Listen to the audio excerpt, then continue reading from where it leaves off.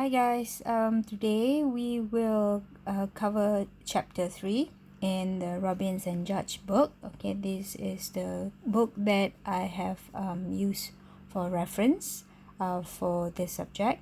Alright, so chapter 3 and also lecture 3. Okay, so for lecture 3, we will cover perception and attribution. Alright, so we will discuss further on what is perception and what is attribution that actually will affect um, how people think about other people, how we react towards other people, how we understand people. Alright, so what we're going to cover today is the objective. Alright, basically we will cover and describe perception process and explain the factors that influence perception process. We will also explain attribution theory and list the 3 determinants of attribution. So we will look into what is attribution. Right, number 3, we will identify the shortcuts individual use in making judgment about others. Okay, how do we make judgment about others? What are the shortcut that we use? There might be some we call it halo effect. So that means it's based on what the person, the background of the person, and then people will generally make a generalization about the other people. Right, we also will cover number 4, which is explain the link. We will also explain the link between perception and decision making, how perception affects decision making. Alright, so we are currently defining what perception, and we will explain the factors that influence it. Alright, perception is a process by which individuals organize and interpret their sensory impression in order to give meaning to their environment. In another word, is what we think, what we want to interpret. It doesn't mean that it's correct, but we interpret it based on our impression. Okay, impression to give meaning to us. Okay, it is also important to the study of OB because people's behavior are based on their perception of what reality is and not reality itself. So basically, we always judge people based on our perception. All right, next one we will look into perceptual process. So what is perceptual process? It is basically how we make perception. Okay, first thing is the object in the person's environment. What do you see? Okay, if whether it's a person, whether it is a situation, so that is our first thing that we see, the object in the environment, in our environment. So the next process would be observation, how we observe the environment, how we observe the object that is in front of us. Okay, and then we make perceptual selection, what we want to think, what we perception, what is our first impression. Okay, the first thing that will come into our mind, that is selection, and we organize that perception. We think about it, whether this is the right perception or which is not. All right, and the next one, we interpret our situation, and then that's how we respond to our situation. Okay, for example, when you see me for the first time, when you see any lecturer for the first time, okay, so you see the object in your environment, and then you observe, okay, what kind of personality, the person's body language, how does your lecturer speak, how do they talk to you. Okay, and then you organize, you try to incorporate all the things that you see. Okay, all of the things that you see that is in front of you, and then you interpret what kind of lecturer is that. Okay, what kind of lecturer is the person? Is she or he is the one that you are going to like, or is she boring, or is she interesting? And then you respond to that environment. Okay. All right, so that's how we think. That's how we our perception towards certain things. Okay. Right, next one. We are going to look at factors that actually shape and can distort our perception, include the perceiver, the target, or the situation.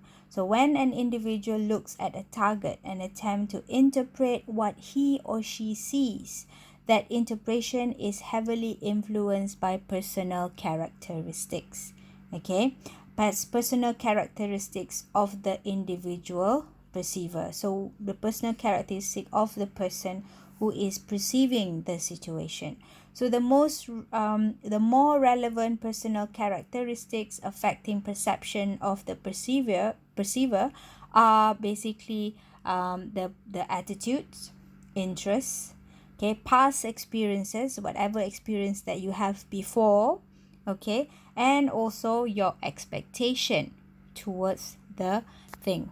Okay, so basically this is factors in the perceiver, which is like attitude, the motives, your interests, your experience, and your expectation. Okay, and factors in the target. Okay, what kind of person they are, the how they move, how do they sound, the size of a person, of the object, or the background of the object, how close you are to the object, and whether you have similarity with the object. Okay, object means whether it's a person. Normally we perceive, our perception is towards a person. Our perception is towards the job itself. So when you see a job, you will first thing you will see how is the background, what is the proximity of the job, what is the similarity of the job with you as a person who's doing it. Okay. All right, so that is the process. That is the factors that influence our perception.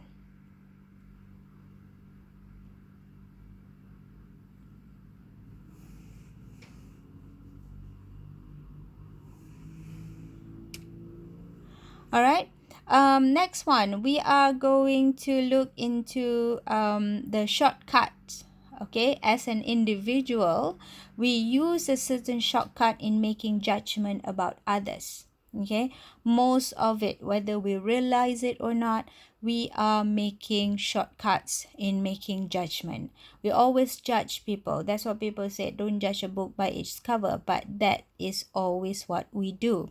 All right, so what is selecting perception? Okay, we use a number of shortcuts when we judge others. Okay, an understanding of this shortcut can be helpful towards recognizing when they can result in significant distortion. Okay, let's begin with selective perception. Okay, this is basically any characteristics that makes a person or an object or an event stand out, that will increase the probability that it will be perceived. Okay, since we can't observe everything going on about us, we normally engage in selective perception. Okay, a classic example would be a person who perform a perceptual, a person called Dearborn and Simon, who perform a perceptual study in which 23 business executives read a comprehensive case describing the organization and activities of a steel company. So these results, along with other results of the study, led the researchers to conclude that the participant perceived aspects of a situation that were specifically related to activities and goal of the unit to which they were attached. So a group perception of organizational activities is selectively altered to actually align with the vested interest they represent. So basically, so we can't observe everything going on about us. Okay, so we can't actually observe everything that is going on about us. So we engage in selective perception. So we only perceive what we want to perceive. Okay, so that is perceptive. That is selective perception.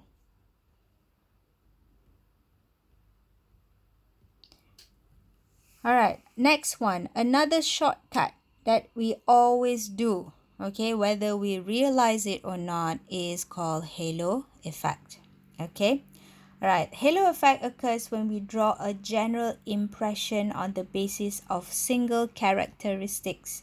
Okay, this phenomenon frequently occurs when students appraise their classroom teacher or instructor.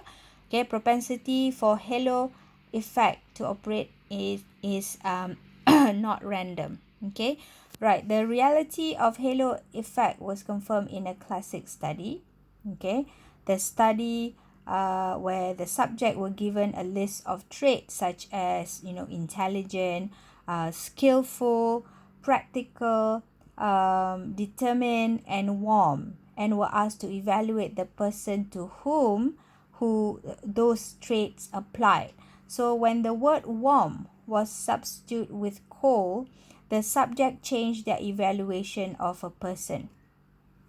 The experiment shows that subjects were allowing a single trait to influence their overall impression of the person being judged. So research also suggests that it is likely to be most extreme when the traits to be perceived are ambiguous in behavioral term, when the trait have moral overtone, and when the perceiver is judging the perceiver is judging traits with which he or she has had limited experience. Okay, so basically halo effect, you know a single trait of a person. For example, a doctor. Okay, one trait of a doctor, you can say smart. So basically when you know a doctor, is a smart person. Okay, so then you have an impression towards a doctor, or you think that, okay, a doctor, he must be smart, he must be he must know a lot of things. Okay, so that is a shortcut that we do when we are engaging in halo effect. Okay, the next one is called contrast effect. Okay, contrast effect is we do not evaluate a person in isolation. Our reaction to one person is influenced by other person we have recently encountered. For example, if you had an interview situation in which one sees a pool of job applicants, can distort perception. Okay, distortion in any given candidate's evaluation can occur as a result of his or her place in the interview schedule. Okay, so basically, contrast effect. Contrast effect means you have actually seen a good person in the interview. Okay, a good candidate. Okay, in an interview, and then came another person right after the good ones. Okay, the good one that you think that is very good, then came this one and he is not that good, so you start to compare. Okay, of course this one will be out of the question because this person is not as good as before, because you already have a contrast effect there. Okay, immediately you know that, oh, this person is not as good as the one before because you have had a better one before. All right, so that is a contrast effect. So we make shortcuts. So we say, never mind, we already have a good one just now. Okay, this one might not be as good as that one. Okay, you start to compare. So again, we make shortcuts in judging. Okay, we make a shortcut in judging. The next one is called stereotyping. So I think everyone knows what is this stereotyping means. Okay, stereotyping is when you judge someone, okay, on the basis of perception of the group to which he or she belongs to. Okay, normally stereotyping means generalization. Okay, all right, generalization, it is a mean of simplifying complex world. Okay, it actually permits us to maintain consistency. Okay, the problem of course is when we inaccurately stereotype. Okay, in organization, we frequently hear comment that represent stereotypes based on gender. Okay, or you can say, oh, all women are the same, all men are the same. Okay, men are very bad listener, women are very good listener. Okay, women are emotional, men are very men are less emotional than women. So this is an example of stereotyping. Okay, we always stereotype against gender, age, race, ethnicity, and even weight. Okay, how whether you are or you are thin, okay, you are fat. Okay, so we stereotypes. Fat people are like that, thin people are like that.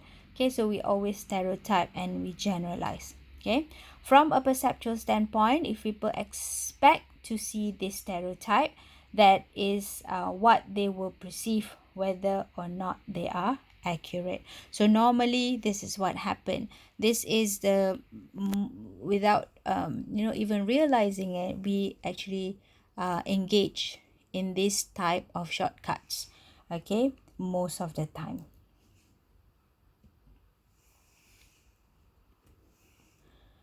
All right. Next one we are okay. So we have done with perception.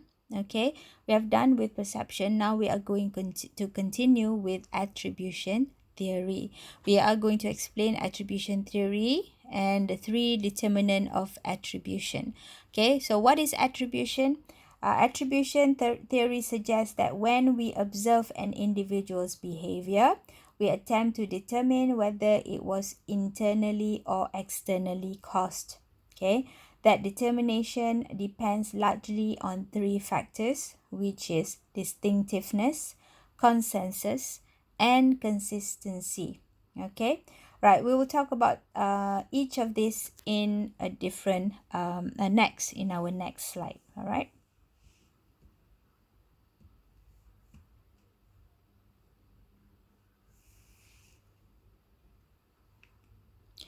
Okay, right. Before we go into the three things about attribution, okay, we are going to clarify the differences between internal and external causation of attribution. So, what is internal cause of attribution? Internally caused behavior are those that are believed to be under the personal control of individual. So basically, internally caused is something that you can control. Externally caused behavior is a result from outside factors, outside causes. That is, the person is seen as having been forced into behavior by the situation. So basically, when you have, there are two things that will cause attribution, okay, internally and externally. Right, so now we are going to look into what is internally are those that are believed to be under the personal control, you can control.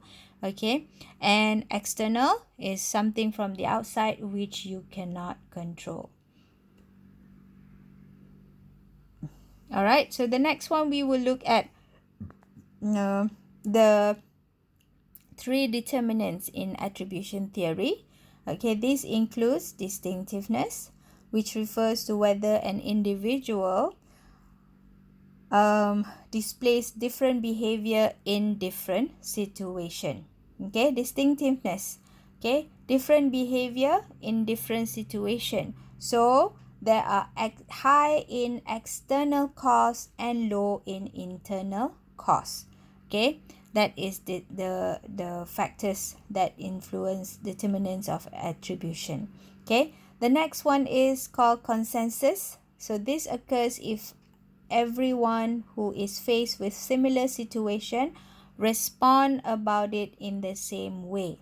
Okay, so when you are in certain situation, you respond the same way as others will respond the same way, and you also respond at the same. So high in external cause and low in internal cause. That means it doesn't come from, it has low things that you can control. You cannot control is high, which is the external cause. Okay, and consistency is a person's action. Okay, how do you react in certain situation? Okay, that will influence individual behavior. So high internal, again, most of the time high attribution is high in internal cost and low in no sorry this for consistency, high in internal. That means things you can control. Okay, that means you can react consistently in certain situation. Okay, because the situation might not influence you that much. Okay, so low in external cost.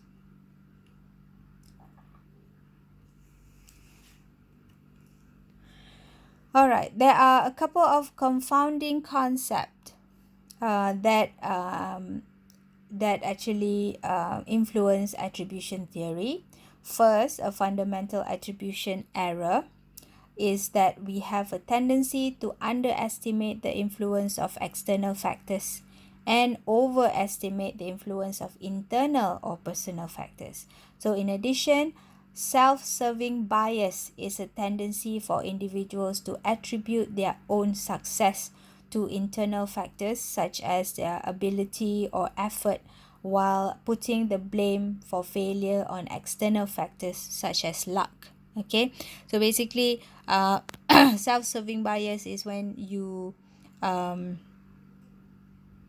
you attribute you make a cause. Okay, why you become success, that is because of internal their own success to internal factors, because of yourself. Okay, things that you can control, that makes you success. So that is self-serving bias.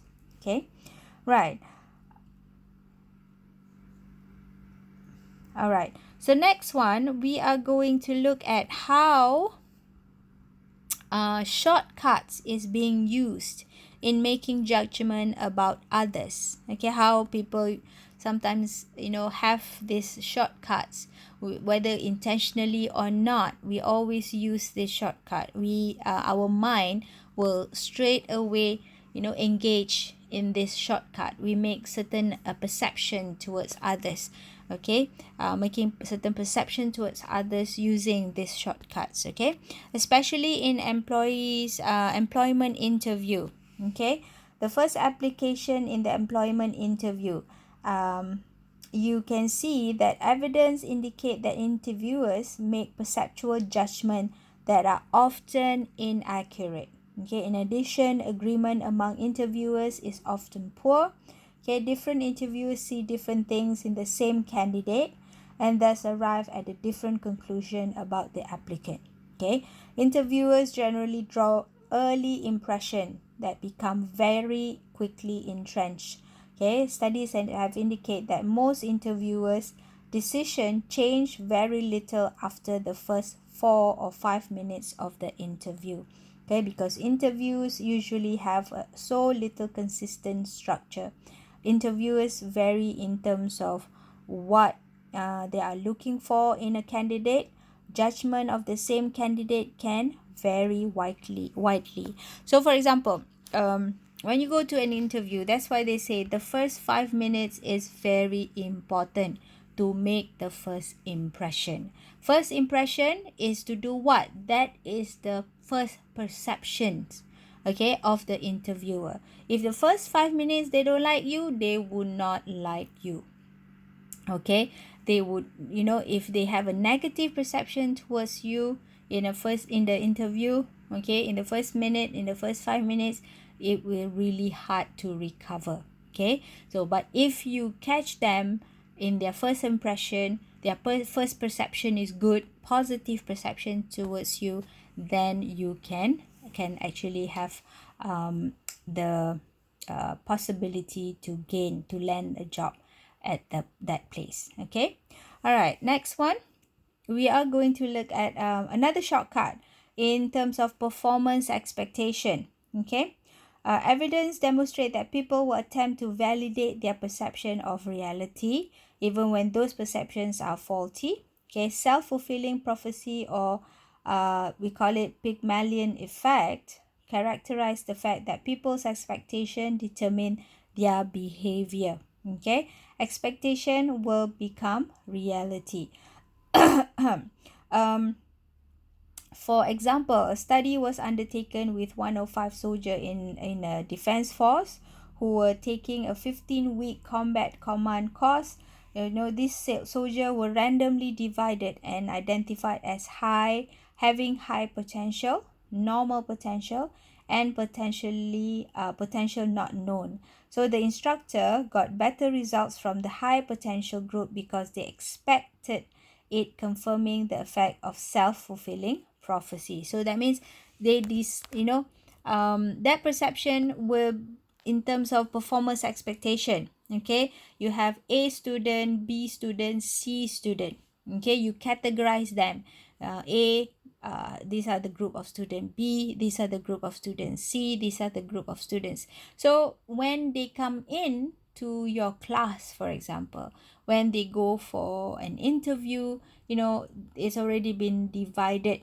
Okay, so you will have a certain perception. Of course, the A student will have a better perception, okay, in an interview. The B student will have, the less B student will have certain perception.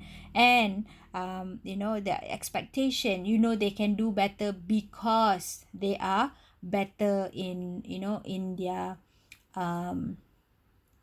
their education, for example. They have better qualification, so your expectation is higher. Okay, so that is one kind of shortcut that people do in terms of performance expectation. Okay, right.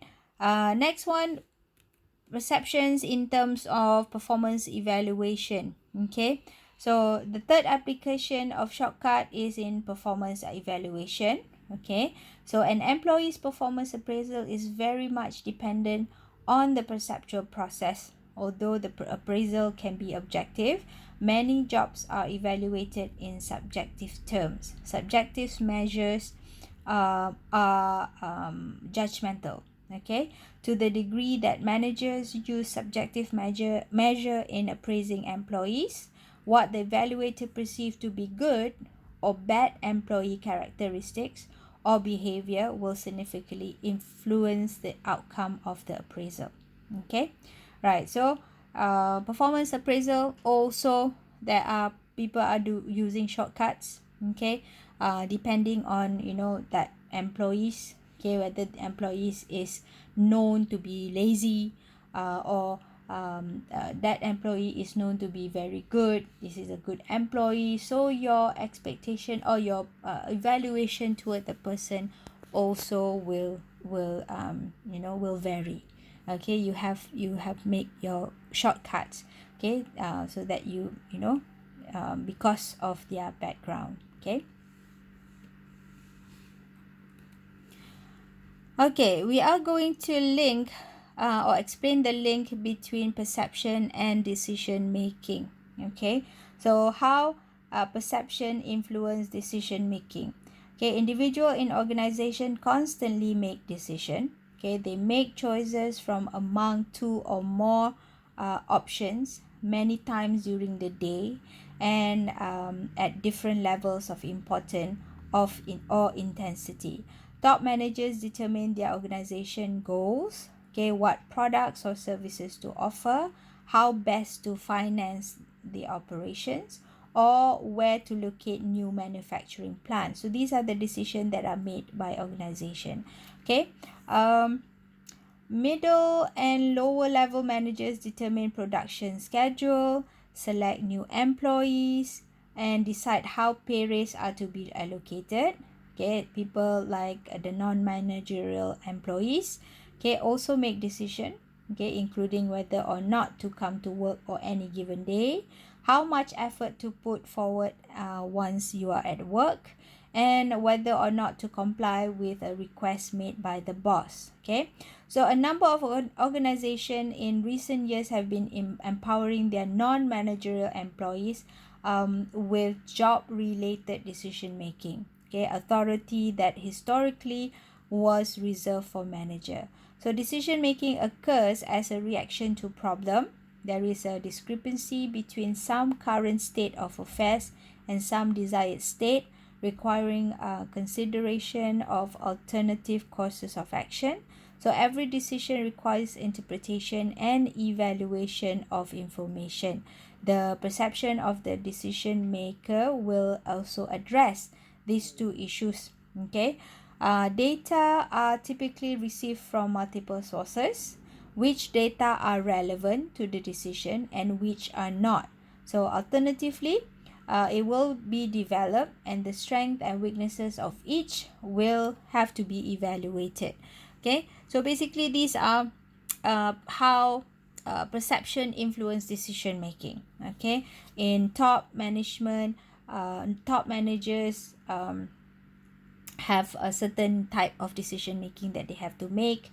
Middle also different type of decision making. Even the non-managerial also have different type of decision making that they have to make. Okay, so a number a number of organization, okay, have been empowering their non-managerial employees, okay, for example with job related decision making authority that historically was reserved for managers. Usually, okay, decision making occurs as a reaction to a problem. So there is a discrepancy between some current state of affairs and some desired state, so requiring a consideration of alternative course of action. Okay, one person's problem is another satisfactory state of affair. Every decision requires interpretation and evaluation of the situation, of the information itself. Okay, the perception of the decision maker will address these two issues. Okay, data, for example, data are typically received from multiple sources. Which data are relevant to the decision and which are not. Okay, alternatives will be developed and the strength and weaknesses of each will also be evaluated. Okay, so basically these are the things. Empowering with job related decision making historically reserved for so these are the things, how perception actually influence decision making. Okay, when you have a certain kind of perception how to do the job, whether you are familiar with the job, whether you are very new, you have a very lack of product knowledge, then that will be, and you think that the job is difficult, so that will also influence your decision making. Okay, all right.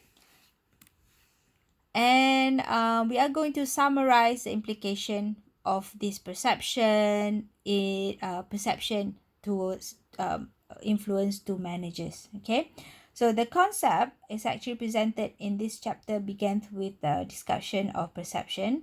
Okay, individual base their behavior not on the way their external environment actually is, but rather on what they see or believe it to be.